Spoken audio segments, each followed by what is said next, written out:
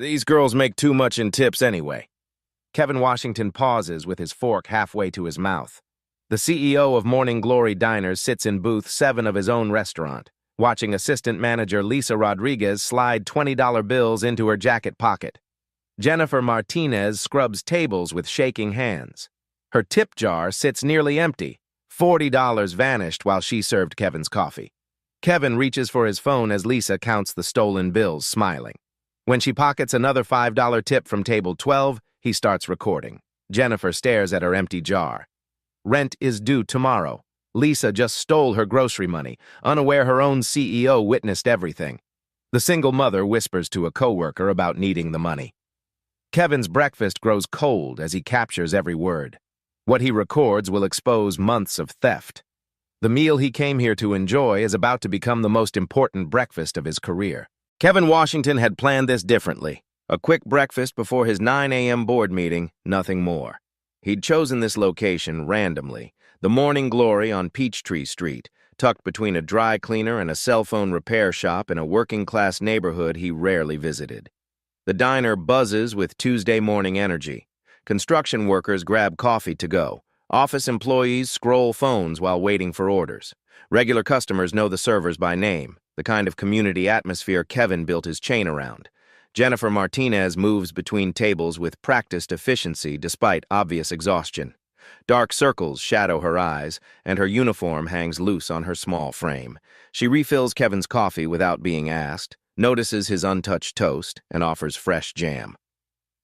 "Everything all right with your eggs, sir?" she asks, genuine concern in her voice. "Perfect, thank you." Kevin watches her work. 28 years old, maybe 30. The wedding ring is gone, but the tan line remains. Single mother, he guesses, the kind of employee who keeps diners like this running.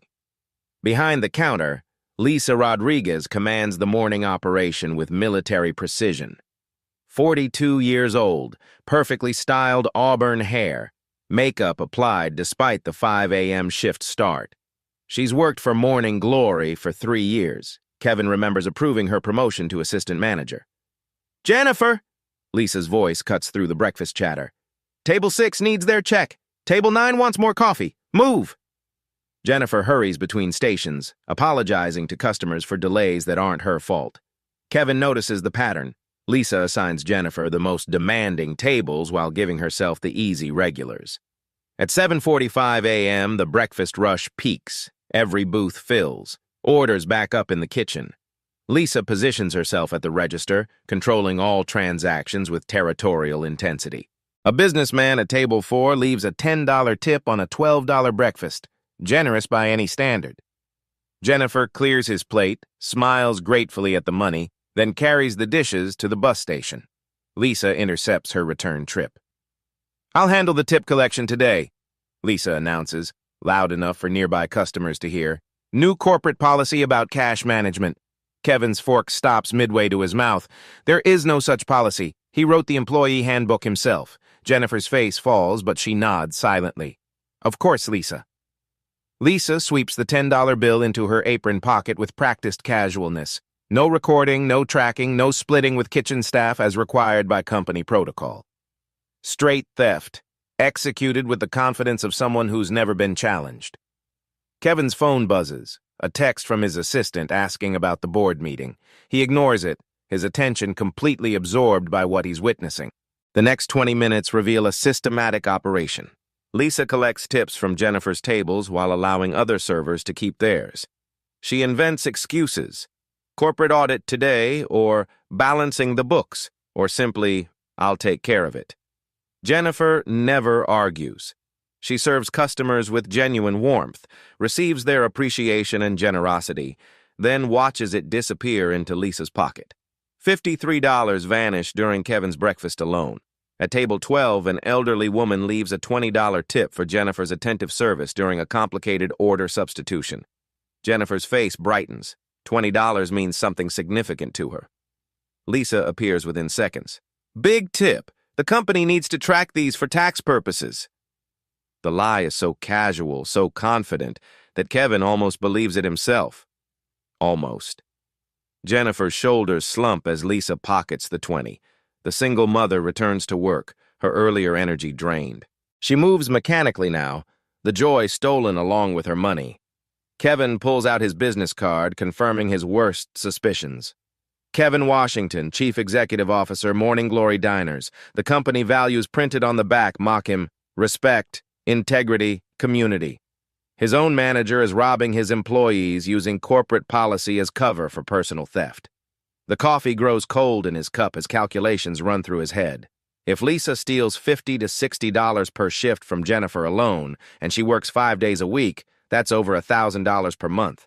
Jennifer makes minimum wage plus tips. Those stolen tips likely represent 30% of her income. Rent money, grocery money, money for her child's school supplies or medical bills. Kevin's jaw tightens as he watches Lisa pocket another tip, this one left by a young father impressed with Jennifer's patience serving his toddler. $7 disappears without documentation or explanation. The board meeting can wait. Kevin Washington has more important business to attend to, but first, he needs proof that will stand up in court and protect his employees from retaliation. He signals Jennifer for his check, already planning his return. Kevin's plan to leave quietly evaporates when he witnesses what happens next. A family of 4 finishes breakfast at table 8, parents with twin daughters, maybe 6 years old. The girls colored on their placemats while Jennifer brought extra crayons, helped clean spilled orange juice, and patiently answered questions about the pancake shapes. The father counts out bills carefully. Construction worker Kevin estimates from the worn jeans and steel-toed boots. He leaves $18 on a $32 check, a generous tip that probably stretches his budget. "Tell the nice lady thank you," he instructs his daughters. "Thank you," they chorus to Jennifer, who genuinely smiles for the first time Kevin has seen. "You're so welcome, sweethearts. Come back and see me soon." The family leaves and Jennifer begins clearing their table. She spots the $18, her face lighting up with relief and gratitude. For a moment, exhaustion melts away. She carefully smooths the crumpled bills, counting them twice. Lisa appears like a predator sensing weakness. "Jennifer, bring that money here. Large tips require manager verification." Kevin watches Jennifer's smile die. The transformation is heartbreaking, hope crushed in real time. "But Lisa, it's just $18. The handbook says tips under 20 don't need—" "Are you questioning company policy?" Lisa's voice carries across the diner. Several customers turn to watch. "Because questioning management is grounds for immediate termination." Jennifer's hands tremble as she surrenders the bills. "No, I'm sorry, I didn't mean— maybe you're not management material after all." Lisa counts the money slowly, deliberately. Some people just don't understand business. The cruelty is breathtaking. Lisa doesn't just steal, she humiliates. She uses fear and intimidation to ensure compliance, turning theft into a power game that breaks down her victim's self-worth. Kevin grips his coffee cup so hard his knuckles whiten. Lisa pockets the $18 while Jennifer stands there, defeated. "Get back to work. Table 15 needs attention." Jennifer nods and retreats, but Kevin catches the moment her composure cracks. She ducks behind the coffee station thinking she's hidden and wipes tears from her eyes. Quick, furtive movements that speak of practiced concealment. She can't afford to cry at work, can't risk being seen as emotional or unstable, can't give Lisa additional ammunition for harassment or termination. Kevin's business instincts catalog everything. The systematic targeting of one employee, the public humiliation designed to prevent resistance, the calculated cruelty that goes far beyond simple theft. Lisa isn't just stealing money, she's destroying a person. At table 15, an impatient businessman snaps his fingers at Jennifer. "Waitress, where's my refill?" Jennifer hurries over with fresh coffee, apologizing for the delay that wasn't her fault. The customer doesn't acknowledge her apology or her service. No tip gets left behind. Lisa watches from the register with satisfied smugness. She's created a system where Jennifer does all the work while receiving none of the reward, where fear prevents complaint or resistance. Kevin observes other staff interactions, looking for patterns. Tommy the cook occasionally glances at Jennifer with concern but doesn't intervene. Maria, another server, keeps her distance. Self-preservation in a toxic workplace. The part-time college student behind the counter avoids eye contact entirely. Everyone knows what's happening. Nobody feels safe enough to act. At 8:15 a.m., the breakfast rush begins winding down. Lisa makes her move for the final humiliation. She approaches Jennifer, who's wiping down her last table, and speaks loudly enough for remaining customers to hear. Your section needs better cleaning. Table 6 has syrup residue. Table 12 has crumbs. Maybe if you focused more on work and less on... She pauses meaningfully. Other things, your performance would improve. Jennifer's cheeks burn with embarrassment. She grabs cleaning supplies and re-cleans perfectly clean tables while customers watch with uncomfortable expressions. Kevin feels anger building in his chest. Not the cold calculation of business problem-solving, but hot, personal fury at watching someone abuse power against the defenseless. Lisa returns to the register and makes a show of counting the morning's tips. All the money Jennifer earned through excellent service, stolen systematically over 2 hours. She doesn't even try to hide the theft anymore. She's confident in her power, secure in the knowledge that Jennifer won't resist. Kevin watches Jennifer finish cleaning and check the schedule for her next shift. Her movements carry the weight of someone trapped in an impossible situation, needing the job to survive but slowly being destroyed by staying.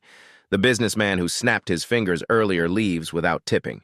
Jennifer clears his table mechanically, no longer expecting fairness or kindness. That's when Kevin realizes the full scope of Lisa's crime. She's not just stealing money, she's stealing hope. Kevin pays his check and leaves a $20 tip, watching carefully to see what happens. Jennifer brightens when she spots the money, but before she can collect it, Lisa intercepts. I'll handle this one too. Large bills need documentation. $20 isn't large by any standard, but Jennifer doesn't protest. She simply nods and turns away, defeat carved into her posture. Kevin exits without revealing his identity, his mind already formulating a plan. In the parking lot, he sits in his BMW and processes what he witnessed. This isn't random misconduct. It's systematic exploitation designed to maximize Lisa's profit while minimizing Jennifer's ability to resist. His phone rings. Sarah, his assistant, sounds concerned. Kevin, the board meeting starts in 30 minutes. Where are you? Cancel it. Move everything to Thursday. Cancel the quarterly review, but the investors, tell them something came up. A personnel matter that requires immediate attention. Kevin ends the call and stares through his windshield at the diner.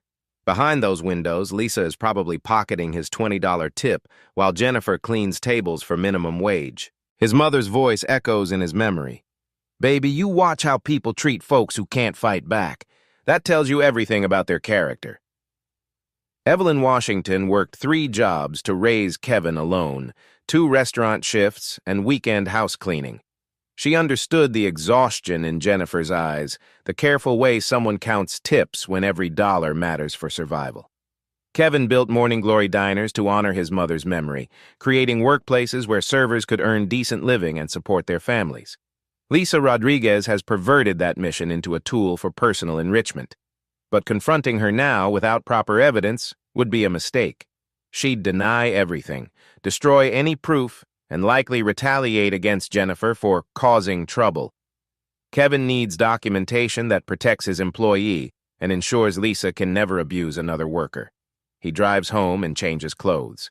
The navy business suit disappears, replaced by faded jeans, a worn flannel shirt, and a baseball cap. He adds reading glasses and lets his usual clean shave grow into light stubble. Not a perfect disguise, but enough to avoid immediate recognition. Kevin studies the employee handbook he wrote, refreshing his memory on tip policies. The rules are clear. Servers keep individual tips, shared tips get distributed equally among all staff, and management never touches tip money except for documented tax purposes. Lisa violated every guideline. He researches local employment law, confirming that tip theft constitutes wage theft, a criminal offense, not just grounds for termination. Jennifer could file charges, but she'd need proof, and workers like her rarely have resources to fight management. That's where Kevin comes in. He plans his return carefully. Different times, different appearances, multiple visits to establish patterns rather than isolated incidents. He'll need recordings, witnesses, and documentation that would stand up in court. His lawyer calls back within an hour, confirming Kevin's suspicions. Tip theft is serious business. If you can prove systematic wage theft, she's looking at criminal charges plus civil liability to the employees. But you need solid evidence, recordings, documentation, preferably multiple incidents. How solid? Bulletproof. Defense attorneys will claim misunderstanding, poor communication, temporary confusion. You need her admitting intent to steal or actual footage of theft in progress. Kevin nods grimly. Lisa's overconfidence will be her downfall. She's gotten so comfortable with her scheme that she operates openly. That comfort level will give him the evidence he needs. He sets his alarm for 5:30 a.m. Tomorrow, Kevin Washington returns to his own restaurant as a different person entirely. The investigation begins at dawn. Kevin returns at 6:45 a.m. Wednesday morning, unrecognizable in work boots, a faded Braves cap, and 3 days of stubble. He chooses a corner booth with clear sight lines to the register and tip collection areas. Jennifer doesn't recognize him. Exhaustion clouds her recognition, and the disguise works better than expected. She serves him coffee with the same genuine warmth she shows every customer, despite the weariness etched in her features. Morning special's pretty good, she suggests. Eggs, bacon, toast for $7.99. Sounds perfect. You've been here a long time? 3 years now, it's good work. The lie comes automatically. She's protecting her job even with strangers. Kevin orders and settles in to observe. Within 20 minutes, he witnesses Lisa steal tips from 2 of Jennifer's tables, $8 from a nurse heading to work, $15 from a retired couple who complimented Jennifer's service. Each theft follows the same pattern. Lisa waits until Jennifer moves away, approaches the table with manufactured authority, and pockets the money while inventing corporate policies that don't exist. Day 2 reveals worse behavior. Kevin arrives at 2:30 p.m. for the lunch shift, wearing different clothes and a fake mustache that makes him look like a 70s throwback. Lisa schedules Jennifer for a double shift without notice, breakfast and lunch back-to-back with no break. I know you're tired, Lisa tells Jennifer in front of customers, but we're short-staffed. You can handle it, right? Jennifer nods because she has no choice. Kevin watches her work 14 hours straight while Lisa takes a 2-hour management meeting at the nail salon next door. The tip theft escalates. Lisa doesn't just steal from Jennifer anymore. She creates a complex system where Jennifer's tips get redistributed to other staff members, with Lisa keeping the largest portions for administrative fees. A young father leaves $12 on a breakfast bill, impressed by Jennifer's patience with his fussy toddler. Lisa intercepts the money and announces loudly, "Jennifer, this tip needs to go toward your register shortage from yesterday." There was no register shortage. Jennifer's drawer balanced perfectly. But Lisa's accusation plants seeds of doubt in customers' minds while justifying theft. Day 3 brings psychological warfare. Kevin watches from booth 12 as Lisa systematically undermines Jennifer's confidence through public criticism. "Jennifer's having a rough week," Lisa tells a regular customer. "Maybe cut her some slack on the service today." The customer hadn't complained about anything. Lisa manufactured the negative interaction, then used it to justify giving Jennifer the worst sections and most difficult customers. Kevin records everything on his phone, using a small tripod disguised as a phone charger to capture steady footage. Lisa's crimes pile up: wage theft, harassment, creating a hostile work environment, falsifying time records, but the worst discovery came Thursday morning. Kevin arrives early and positions himself near the employee break room. Through the thin walls, he overhears Lisa talking to Tommy the cook. "Jennifer's getting too comfortable," Lisa says, "asking questions about tips, looking at me funny. I might need to document some performance issues." "She's a good worker," Tommy replies carefully. "Good workers don't question management. Maybe she's better suited for a different kind of restaurant, somewhere with lower expectations." The threat is clear: comply or face termination. Lisa isn't just stealing money. She's preparing to destroy Jennifer's reputation to protect her criminal enterprise. Kevin's hands shake with anger as he records the conversation. This goes beyond theft into outright persecution. Friday provides the most damaging evidence yet. Kevin watches Lisa steal $38 from Jennifer during the breakfast rush, then sees something that makes his blood boil. Jennifer approaches Lisa during a quiet moment, speaking barely above a whisper. "Lisa, I hate to bother you, but my daughter needs medicine and I'm short on money. Could I possibly get an advance on my tips from this week?" Lisa's response drips with false sympathy. "Oh, honey, I wish I could help, but corporations don't allow advances. Maybe you should budget better?" Kevin knows Jennifer earned over $200 in tips that week, all stolen by Lisa. The woman is asking for an advance on money she already earned, money that Lisa pocketed while creating false scarcity. "Maybe I could pick up extra shifts?" Jennifer asks desperately. "I'll see what I can do," Lisa replies with no intention of helping. "But remember, extra shifts go to employees who demonstrate positive attitudes." Another threat disguised as corporate policy. The weekend shift reveals Lisa's most sophisticated theft yet. She creates a fake tip pooling system that exists nowhere in company policy, collecting all tips and redistributing them according to her own criteria. Jennifer works Saturday's breakfast rush, earning over $60 in tips through exceptional service. Lisa announces the new policy loudly.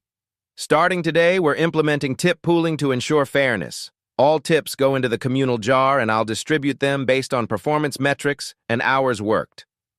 Kevin watches in horrified fascination as Lisa pockets $45 while giving Jennifer $15 from tips Jennifer earned entirely through her own work. Other servers get their full tips. Only Jennifer faces the pooling policy. Sunday morning brings the breaking point. Kevin positions himself at the counter, close enough to hear everything. Jennifer serves a large family celebrating a grandmother's birthday. 8 people, special requests, patient service despite the chaos. The grateful family leaves a $50 tip, genuinely moved by Jennifer's care and attention. It's the largest tip Kevin has seen all week, and Jennifer's face shows pure relief when she spots it. Lisa swoops in immediately. "Big tips like that need to be documented for tax purposes," she announces. "Company policy for anything over $20. The policy doesn't exist, but Jennifer doesn't know that. She watches $50 disappear into Lisa's pocket. Money that could pay for her daughter's medicine, buy groceries for the week, and cover part of the rent payment. Kevin sees Jennifer's breaking point approaching. Her shoulders shake with suppressed emotion. She excuses herself and disappears into the bathroom.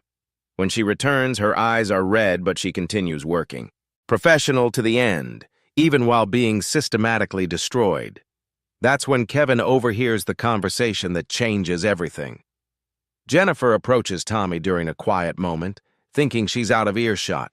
Her voice barely carries, filled with shame and desperation. "She took our tips again," Jennifer whispers. "I can't pay rent this month.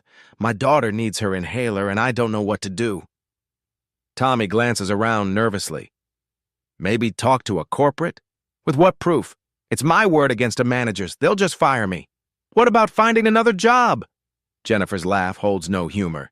"Who's going to hire a single mom with no references? Lisa will make sure I can't work anywhere decent."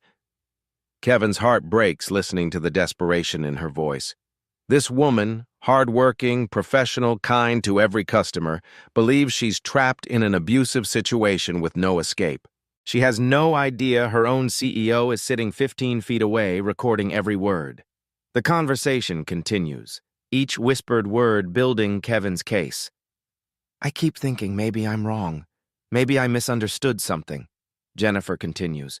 "But $50 doesn't just disappear, and it's happening every shift." "You're not wrong," Tommy says quietly. "But what can we do?" "Nothing. That's the problem.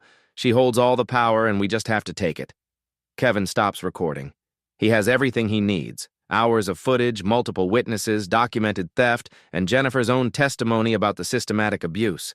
More importantly, he understands the full scope of Lisa's crime. This isn't just theft, it's psychological warfare designed to break down a vulnerable employee until she accepts abuse as normal. But Jennifer Martinez is about to learn that sometimes help comes from the most unexpected places. The investigation phase is over. Tomorrow, Kevin Washington reveals himself. Monday morning, 6:30 a.m. Kevin arrives early and positions himself in the booth closest to Lisa's office, a cramped space behind the kitchen where she handles administrative duties. The thin walls and Kevin's strategic positioning allow him to hear everything while remaining invisible. His phone records continuously now, capturing Lisa's most damning confession yet. Lisa sits in her office with Danny, the part-time assistant manager who works weekends. Kevin recognizes Danny's voice. Young, eager to please, probably unaware of the criminal enterprise he's witnessing. "I don't understand the new tip policy," Danny says. Why does Jennifer's money go into the manager fund? Lisa's response chills Kevin's blood. Look, Danny, those girls make more in tips than they deserve. Jennifer pulls in $200-300 a week just for carrying plates. Meanwhile, I'm here for 60 hours managing everything, keeping this place profitable. But doesn't corporate have rules about... Corporations don't understand restaurant operations. They sit in offices making policies while we deal with reality. Jennifer's tips are really profit margin, money that should support the business, not some single mom's shopping habit. Kevin's hands shake as he adjusts his recording angle. Lisa just admitted to systematic theft while justifying it as a business strategy. The conversation continues, each word building Kevin's legal case. Besides, Lisa continues, what's she going to do? Report me. She has no proof, no evidence. It's her word against mine, and I've been documenting her performance issues for weeks. Performance issues? Fake ones. Tardiness, attitude problems, register shortages, all manufactured, all documented. If she ever complains about missing tips, I'll fire her for cause. No unemployment benefits, no severance, no references. Kevin feels sick. Lisa isn't just stealing. She's creating a paper trail to destroy Jennifer's reputation and employability. That seems... Danny trails off, uncomfortable. That seems smart, Lisa finishes. Danny and management, you protect the business first. Employees come and go, but profit margins determine survival. I'm saving Morning Glory money while teaching entitled workers about reality. Kevin captures every word, his anger building with each casual admission of criminal intent.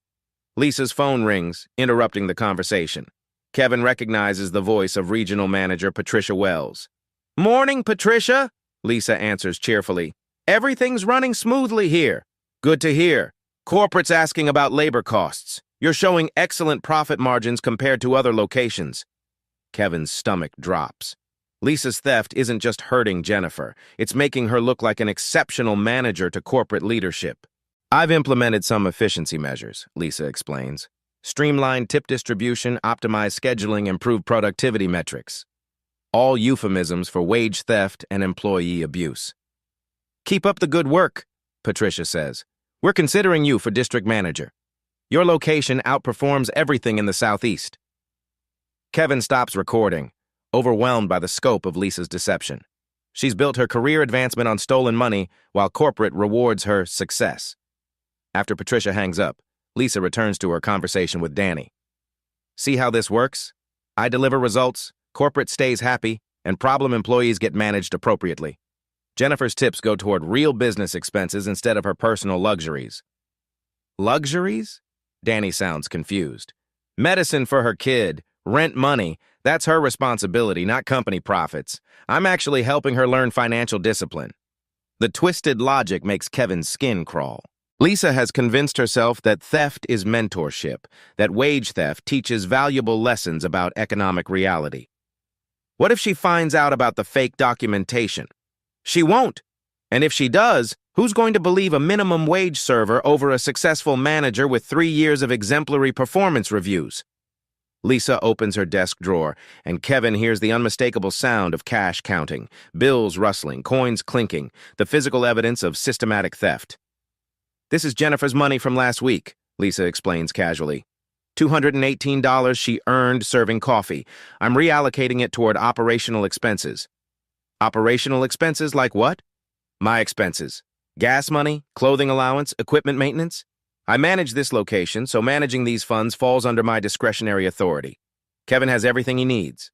Hours of recordings, multiple confessions, admission of criminal intent, evidence of document falsification, and Lisa's clear understanding that her actions constitute theft. But the most damaging evidence comes when Lisa makes a phone call Kevin wasn't expecting. She dials another Morning Glory location across town. Hey Marcus, it's Lisa. Quick question. How do you handle servers who make too much in tips? I've got one pulling $300 a week and it's throwing off my labor costs. Kevin realizes with horror that Lisa's theft might extend beyond his restaurant. She's networking with other managers, potentially spreading her criminal methods throughout his company. The smoking gun isn't just one recording. It's evidence of systematic wage theft that could involve multiple locations and dozens of victims. Kevin stops recording and sits back, processing the magnitude of what he's uncovered. This isn't isolated misconduct. It's organized crime disguised as restaurant management. Jennifer Martinez isn't Lisa's only victim. She's just the one Kevin happened to witness. The confession is complete. Tomorrow, Kevin Washington ends Lisa Rodriguez's criminal enterprise forever. Tuesday morning, 8:15 a.m. The breakfast rush peaks as Kevin enters Morning Glory Diner for the last time in disguise. He orders coffee from Jennifer, who serves him with the same tired professionalism she's shown all week. "Rough morning?" he asks gently. Jennifer forces a smile. "Just busy. Nothing I can't handle." But Kevin sees the truth in her exhausted posture, the way she carefully counts change, the hopelessness settling into her movements. Another night wondering how to pay bills while her earned money disappears into Lisa's pocket. At 8:30 a.m., Lisa begins her familiar theft routine. She approaches table 6, where a businessman left $15 for Jennifer's excellent service. As Lisa reaches for the money, Kevin stands up. "Excuse me?" he calls out, his voice carrying across the suddenly quiet diner. "I think there's been a mistake." Lisa freezes, her hand halfway to the bills. "I'm sorry?" Kevin removes his baseball cap and reading glasses. Several customers look up from their meals, sensing tension. Jennifer stops pouring coffee, uncertain what's happening. "The mistake," Kevin continues, walking toward the register, "is thinking you could steal from my employees without consequences." Lisa's face drains of color as recognition dawns. "Sir, I don't understand what you're—" "I'm Kevin Washington, CEO of Morning Glory Diners." Kevin's voice is calm but carries unmistakable authority. "And I've been watching you rob Jennifer Martinez for over a week." The diner falls completely silent. Forks stop midway to mouths. Conversations halt mid-sentence. Jennifer drops the coffee pot she's holding. It shatters against the floor, but nobody moves to clean it. Lisa's mouth opens and closes like a fish gasping for air. "Mr. Washington, I can explain stealing $200 from Jennifer last week alone." Kevin pulls out his phone, the recordings cued and ready. "Explain the fake corporate policies you invented to justify theft. Explain telling Danny that Jennifer's tips are really profit margins." Lisa's face shifts from shock to desperate calculation. "Those conversations were taken out of context. I was discussing theoretical scenarios for training purposes." "Was this theoretical?" Kevin plays the recording from yesterday. Lisa's voice, clear and unmistakable. "Jennifer's tips are really profit margin, money that should support the business, not some single mom's shopping habit." Jennifer's knees buckle. She grabs the counter for support, staring at Kevin in disbelief. You're really the CEO?" "I am. And I'm sorry it took me this long to discover what was happening to you." Lisa scrambles for damage control, her voice rising with panic. "Mr. Washington, there's been a serious misunderstanding. I was implementing efficiency measures. You were committing wage theft." Kevin's words cut through her lies like a blade. "Criminal theft, documented over multiple days, with clear intent to defraud employees." Other customers watch in fascination as the confrontation unfolds. Tommy emerges from the kitchen, drawn by the commotion. Maria, the other server, stops pretending to work and stares openly. Lisa tries a different approach, righteous indignation. "I've managed this location successfully for 3 years. Our profit margins exceed corporate expectations. I've never had a single complaint. Because you threatened to fire anyone who complained." Kevin plays another recording. "If she ever complains about missing tips, I'll fire her for cause. No unemployment benefits, no severance, no references." Jennifer makes a strangled sound, somewhere between sob and gasp. The full scope of her trap becomes clear. Lisa didn't just steal her money. She planned to destroy her life if she resisted. "Those threats," Kevin continues, "constitute intimidation and retaliation under federal labor law. The tip theft is a felony. The document falsification you bragged about is fraud." Lisa's composure finally cracks completely. "You can't do this to me. I've dedicated my career to this company. I made this location profitable." "You made yourself profitable by stealing from workers who trusted you." Kevin addresses the entire diner, his voice carrying to every corner. "Everyone here deserves to know what happened. Lisa Rodriguez systematically stole tips from Jennifer Martinez while threatening her job if she complained. She invented fake policies, falsified documents, and used her authority to intimidate and abuse her employees." The customer's expressions shift from curiosity to disgust. Several people pull out phones recording the confrontation. This story will spread beyond Morning Glory Diner within hours. Jennifer finds her voice barely above a whisper. All this time, I thought I was doing something wrong. You did nothing wrong, Kevin says firmly.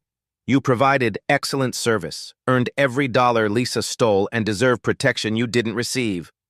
Lisa makes one final desperate play. Jennifer, tell him this is a misunderstanding. Tell him we had an arrangement. We had no arrangement. Jennifer's voice gains strength.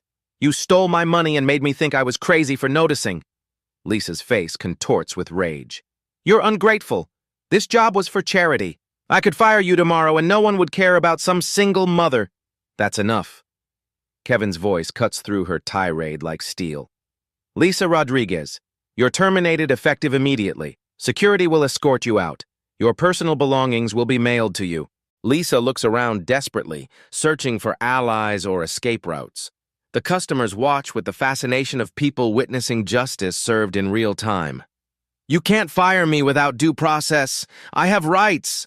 You have the right to remain silent, Kevin says coldly, because the police will want to discuss criminal charges for wage theft, fraud, and intimidation. Two customers stand up and begin applauding. Others join them. Within seconds, the entire diner erupts in applause for Jennifer and Kevin's courage. Lisa grabs her purse and flees toward the exit, but stops at the door for one final threat. This won't stand. I'll sue for wrongful termination. With what money? Kevin asks. The stolen tips you'll be repaying, plus fines, plus legal fees. Good luck. Lisa disappears into the parking lot, her criminal enterprise ended forever. Kevin turns to Jennifer, who stands frozen in shock, still processing the revelation that her CEO witnessed her abuse and chose to help rather than ignore it. Jennifer, we need to talk about your future here. The applause dies down as Kevin faces the staff and customers still processing what they witnessed. Jennifer stands motionless, tears streaming down her face, not from sadness but from overwhelming relief that someone finally believed her. First things first, Kevin announces to everyone present. Jennifer, you're owed immediate restitution for stolen wages.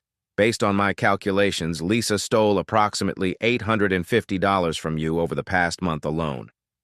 Kevin pulls out his personal checkbook and writes quickly.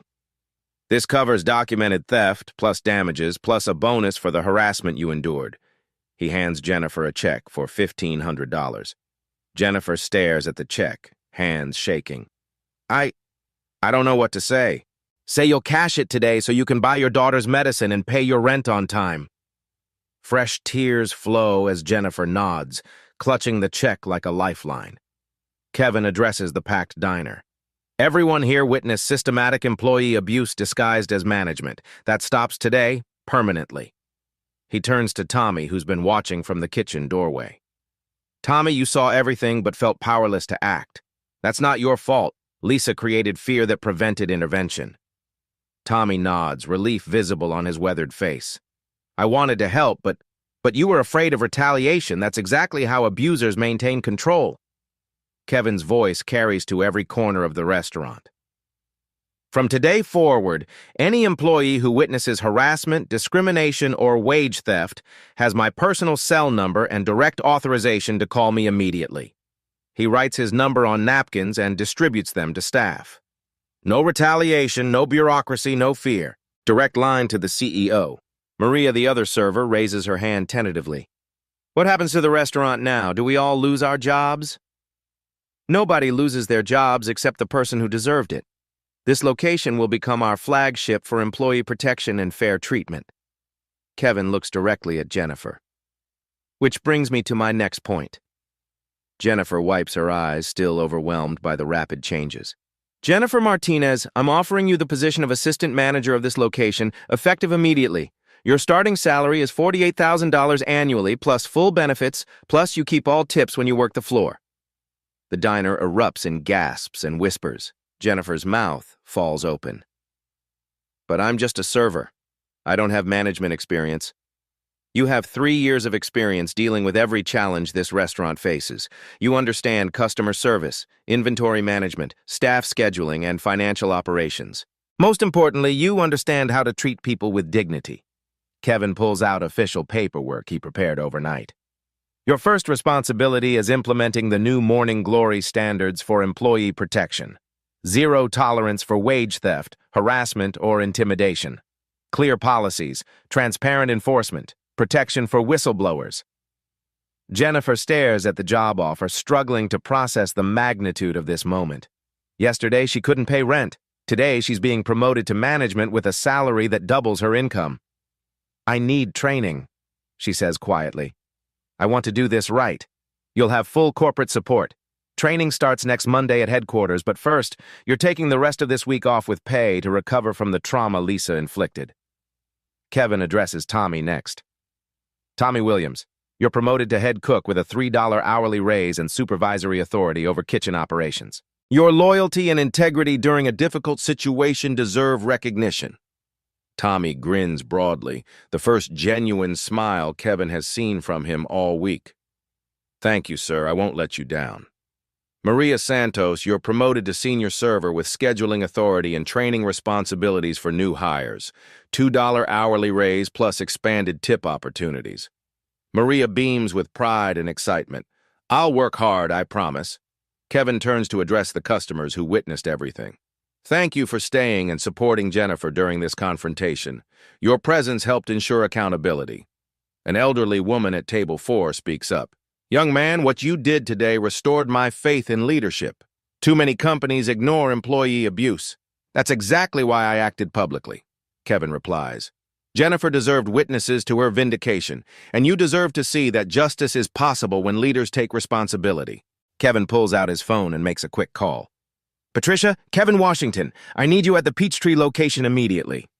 "Yes, the quarterly review can wait. We have a situation requiring immediate attention." He hangs up and explains to the staff. Regional Manager Patricia Wells will arrive within the hour to formalize these changes and ensure corporate support for the new policies. Jennifer finally finds her voice, stronger now and filled with determination. "Mr. Washington, I accept the position, and I promise I'll protect our employees the way you protected me."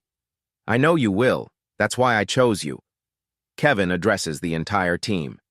"This restaurant will implement revolutionary employee protection standards, anonymous reporting systems, regular CEO visits, profit-sharing bonuses, education assistance programs, and zero tolerance for abuse at any level." He writes on the whiteboard behind the register.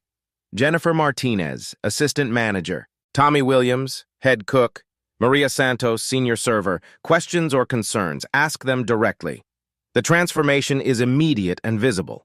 Staff members stand straighter, speak more confidently, interact with genuine warmth instead of fearful compliance. The toxic atmosphere Lisa created evaporates, replaced by hope and mutual respect. Kevin's phone buzzes with a text from his assistant. "Board meeting rescheduled successfully. Investors understand priority personnel matters resolved." "One more thing," Kevin announces. "This location success story will be documented and shared with all Morning Glory locations nationwide. Jennifer's promotion from abused employee to empowered manager proves that protecting workers creates stronger businesses." Jennifer steps forward, her confidence growing visibly. "Team meeting in 10 minutes. We're going to discuss how to make this the best workplace in Atlanta." Tommy and Maria respond enthusiastically. Customers smile and nod approvingly. The energy in the diner has completely transformed from oppressive fear to collaborative excitement. Kevin watches Jennifer take charge of her team, natural leadership emerging now that abuse no longer suppresses her potential. The woman who whispered desperately about rent money yesterday now speaks with authority about employee protection and customer service excellence. The systematic correction is complete. Power has been transferred from an abuser to a protector, from a criminal to a champion. Justice served, systems changed, lives transformed. 3 weeks later, Kevin returns to Morning Glory Diner unannounced, this time in his usual business attire. The transformation greets him before he even enters.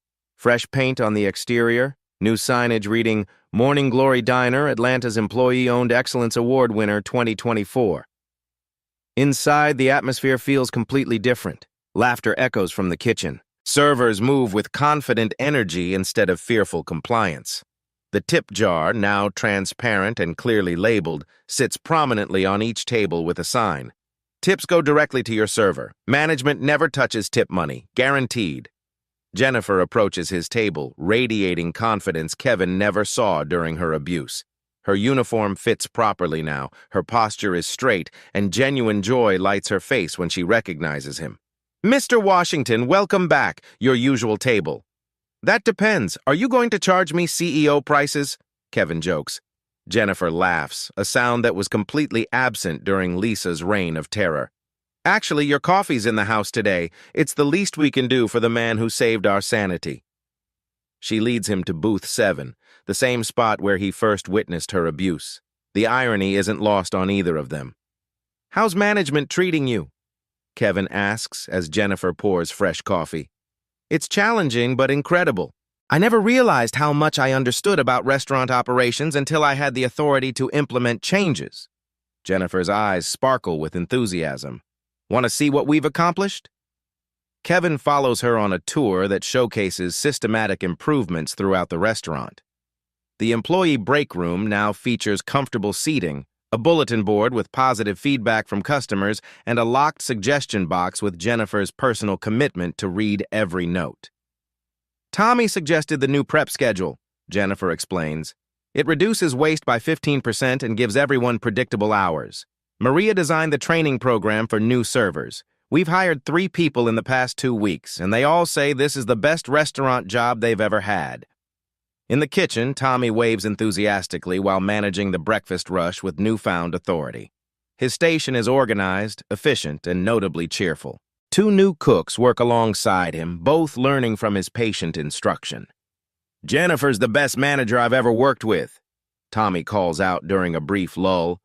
"She actually listens to our ideas and makes changes that help everyone succeed." Kevin notices the scheduling board. Clean, fair, with no punitive assignments or impossible doubles. Jennifer has created rotation systems that ensure everyone gets good shifts and difficult shifts equally. "The most important change is the communication policy," Jennifer explains as they return to his booth. "Every staff meeting includes time for anonymous feedback. Every policy change gets explained before implementation. No surprises, no retaliation, no fear." A young college student approaches their table, clearly new but confident and well-trained. "Miss Martinez, Table 12 has a question about dietary restrictions. Should I handle it or would you prefer to speak with them directly?" "You handle it, Ashley. You know the menu better than I do at this point. But come find me if you need backup." Jennifer's management style is supportive rather than controlling, a stark contrast to Lisa's intimidation tactics. Ashley smiles and hurries off to help her customers. Kevin notices the interaction represents everything good about leadership: trust, empowerment, available support without micromanagement. "She's been here 1 week and already feels comfortable asking questions and making decisions," Jennifer explains. "That's what happens when people aren't afraid of being yelled at for minor mistakes." The lunch rush begins, and Kevin watches Jennifer coordinate her team with natural skill. She jumps in to help when needed, offers encouragement during busy moments, and maintains the kind of positive energy that makes difficult work feel manageable. A regular customer stops by their table. "Excuse me, are you Jennifer's boss? Because this young lady has completely transformed this place. Best service I've had in 20 years of coming here." Kevin smiles proudly. "She's transformed herself. I just gave her the opportunity."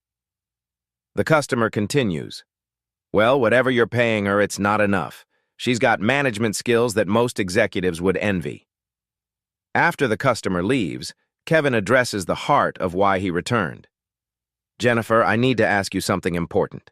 How are you doing personally? The abuse you suffered was serious trauma. Are you getting the support you need?" Jennifer's expression grows thoughtful but remains strong. "The first week was hard. I kept expecting someone to yell at me or take away my authority, but every day that doesn't happen, I get stronger.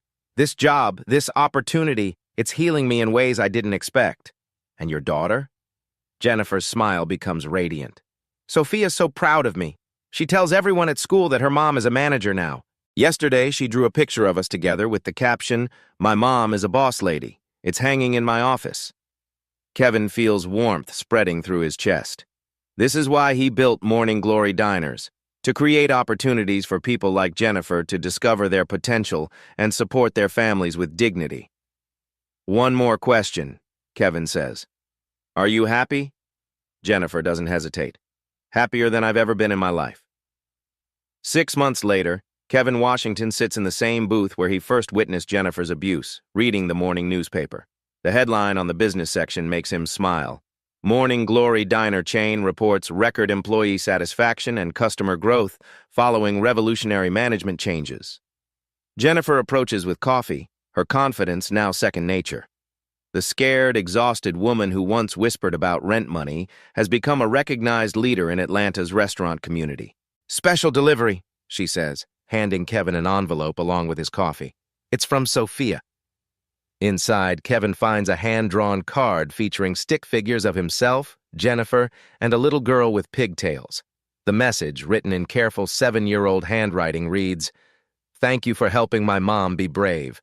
Love, Sophia Martinez." Kevin's throat tightens with emotion.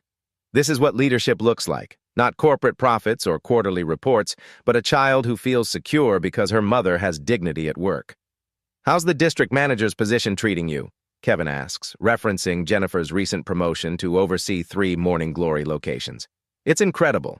I get to implement the employee protection standards at struggling locations and watch teams transform the way ours did." Jennifer's eyes shine with purpose.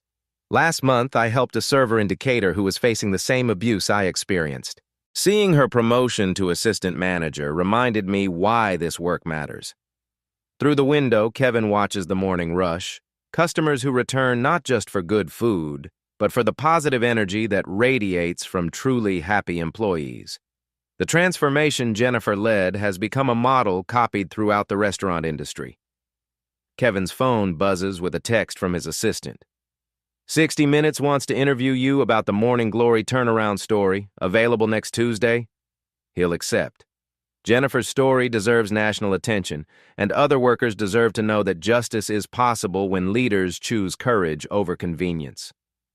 As Kevin prepares to leave, Jennifer stops him with a question that still amazes him. "Same time next week, boss? Wouldn't miss it. This booth has become my favorite office." Kevin walks to his car, reflecting on how one breakfast changed everything for Jennifer, her daughter, and countless other employees who now work without fear. Every worker deserves dignity, fair treatment, and leaders who protect instead of exploit them. If this story inspired you, hit the like button and subscribe for more stories about justice and courage. Share if you believe every worker deserves to keep their tips.